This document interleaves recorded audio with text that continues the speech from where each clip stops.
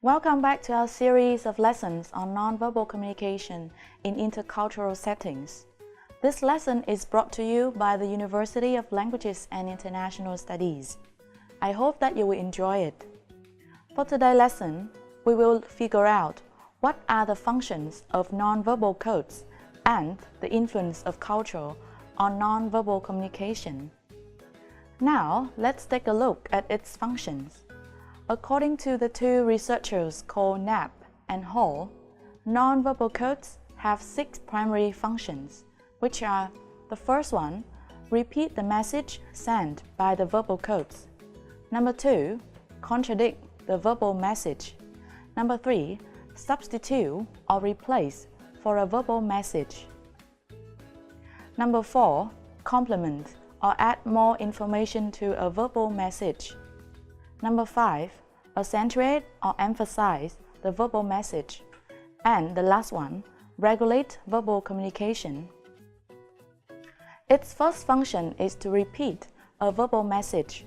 We use nonverbal codes to repeat what has been said on another channel. For example, you may wave your hands while saying goodbyes to a friend, as waving is a common nonverbal symbol for goodbye. Similarly, when someone asks us for directions, it is very likely that we would use our hands to point out the direction while explaining it in words. Verbal and nonverbal communication is usually redundant, which helps us greatly in understanding other people and in sending clearer messages ourselves. Secondly, nonverbal language is used to contradict a verbal message. Nonverbal messages may, however, contradict verbal ones. For example, imagine that your friend is proudly showing you a new dress she has bought. You think the dress is awful and not pretty on her, but do not wish to hurt her feelings. Unfortunately, while telling her you think the dress looks beautiful, you may also accidentally frown or move your hand too rudely. When verbal and nonverbal codes contradict, people tend to believe the nonverbal message because it is considered as less controlled and more revealing of our true feelings. Or when a friend asks you about your performance in a test, the fact is you have successfully completed the test, but you don't want to share to your friend. Now your expression might be like this. You tell your friend that it's just okay, but you put your hand right below your nose. It's natural because it simulates the behavior of a kid trying to cover his or her mouth when they tell lies. Thirdly, you use nonverbal language to substitute or replace a verbal message. Hand gestures in particular can be used to substitute for a verbal message in noisy places or in a situation when a common language is not shared. Police officers use nonverbal codes to direct the traffic flow. On tourist-populated marketplace, sellers and buyers can use nonverbal symbols to bargain for goods if they do not speak the same language. In radio station recording studios, the director must use gestures to indicate to the speaker when to start speaking. In addition, some messages that are difficult to express in words can be communicated non-verbally. For example, you could keep looking at your watch to indicate to your visitor that it's time to go. The fourth function is complement a verbal message. A non-verbal message can complement the verbal message. That is, it can add information to the verbal message. For example, a man involved in a car accident may be able to use gestures to describe the accident to the police, while simultaneously conveying the same message in words. A student may jump up and down while saying how happy she is with an excellent grade received for her assignment. A mother may place a finger to her lips to tell her child to keep quiet in a puppet theater. The next function is accentuate or emphasize a verbal message. Although accentuating and complementing are similar, the former specifically increases or decreases the intensity of a message. For example, a manager may pound his fist firmly on the table to emphasize its feeling while saying no to an unreasonable request for a pay rise from an employee. A child might say, "I love you," while giving you a kiss on the cheek. Alternatively, a colleague may use a neutral tone of voice to lower the intensity of negative words. In these cases, nonverbal codes accent the emotion conveyed by verbal messages because they add more information to them. And the last function is regulate verbal communication. We can use nonverbal codes to tell others to do or not to do something. We use voice inflection, head nods, and hand movements to control the flow of conversation or to direct turn-taking. In fact, conversational speech is mainly regulated in terms of who gets to speak, for how long, and when, by nonverbal behaviors in the voice, intonation or pausing, and body, for example, forward lean, gaze, and smiling. With this point, I want you to watch a video and let's see how the nonverbal communication plays a very important part in maintaining the conversation. While watching the video from The Big Bang Theory, I want you to note down some actions of Penny that show, firstly, she wanted to tell Shannon something new, and secondly, she showed her agreement with its ideas.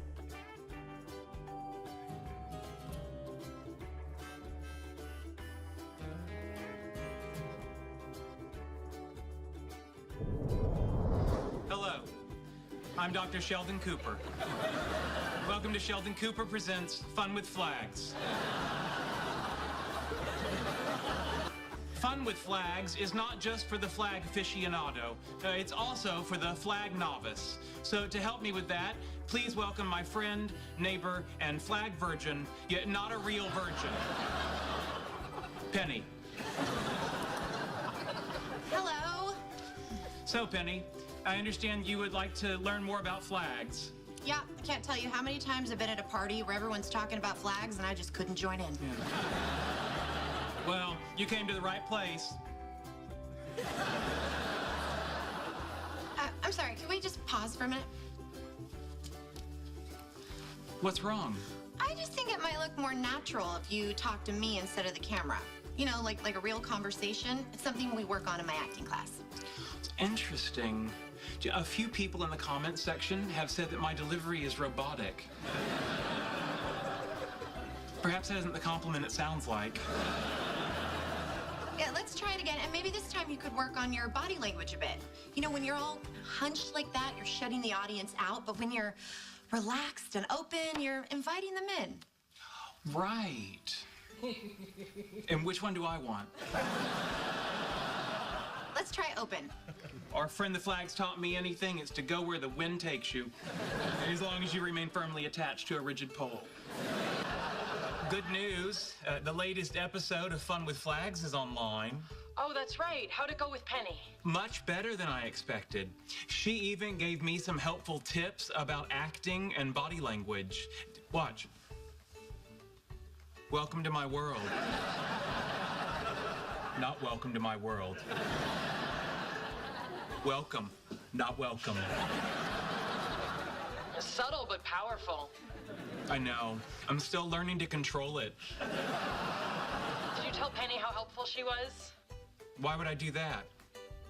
Because she's your friend and she did a nice job. I'm sure she'd like to hear it. All right.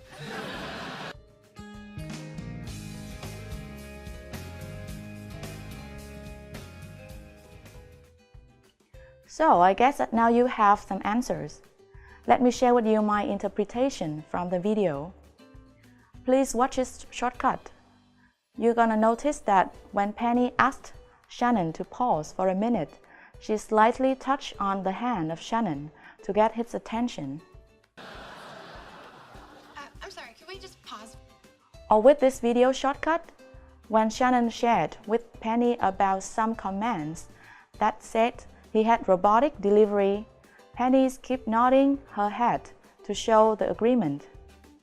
These minor actions seem insignificant but play a very important role in regulating and maintaining the flow of a conversation. A few people in the comments section have said that my delivery is robotic. So we are done with the functions. Now let's see how different cultures impact on nonverbal communication. Interactants from different cultural backgrounds have to learn each other's expectation regarding appropriate nonverbal behaviors. Lustig and Coaster identified 3 cultural variations in nonverbal communication. The first one, repertoire of meaning. The second one, display rules. And the last one, meanings attributed to particular nonverbal behaviors. Firstly, cultures differ in their specific repertoire of behaviors. Body movement, gestures, posture, vocal qualities, and spatial requirements are specific to a particular culture. For example, shoulder shrugging is common use by Westerners when something is not understood, while in some Asian cultures, this body movement is almost never used. The same feeling is often expressed by shaking one's head. In Australia, people may snap their fingers or raise their hand in a restaurant to get the waiter attention. But in Malaysia, people can get a waiter attention by making a sound with their mouth. In Slovenia, guests wave at the waiter as well, not using verbal communication. The second cultural variation is that all cultures have display rules which govern when and in what context certain nonverbal expressions are required, permitted, preferred, or prohibited. Display rules govern such things as how far apart people should stand during a conversation, where and whom to touch, when and with whom to use direct eye contact, how loudly one should speak, and how much one should show his or her feelings. A good place to observe cultural variations in display rules is the arrival terminal of an international airport. Westerners tend to greet each other with hugs and kisses, whereas Asians tend to be more reserved and may hug each other but will generally not kiss each other in public places. To illustrate this point, think of any public place and observe how different people from different walks of life, for example, different gender, different class and race, display their nonverbal communication. The third cultural variation is that the meanings attributed to particular nonverbal behaviors differ from culture to culture. In Western countries, it is common to see people smile at strangers or passengers in the neighborhood, while this facial expression may be interpreted as strange in Singapore or other Asian countries, where people do not often start conversation with strangers. On one occasion in China during the peak travel time, maybe before Chinese New Year, posters were displayed in railway stations advising travelers not to speak to strangers. In Australian university, it is very common to see students wearing thongs in the classroom. In China, shoes that look like slippers are regarded as improper footwear in the classroom. In brief, cultures and nonverbal behaviors are inseparable. Unlike verbal codes, however, there is little grammar for nonverbal codes that foreigners can learn to make intercultural communication easier. Members of a particular culture have to learn the norms for appropriate and inappropriate nonverbal behavior through the process of socialization. And that is the end of our lesson today. Thanks for your attention.